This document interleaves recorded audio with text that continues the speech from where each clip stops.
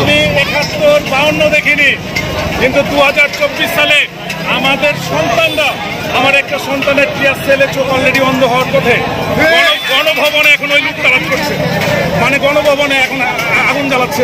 ইনশাল্লাহ আমি চাই আজকে যে নতুন ছাত্র ছাত্রীদের কাছে আমাদের অনেক কিছু অভিজ্ঞতা দরকার, আমরা পেয়েছি।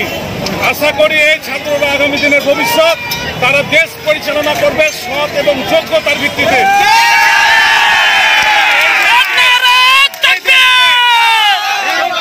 এই দেশকে কাউরে তাবেদারির দেশ হিসাবে মানবে না তারা। যোগ্য নেতৃত্বে দেশ পরিচালনা করবে এবং সারা বিশ্বে একটা আইকন সৃষ্টি করবে বাংলাদেশ।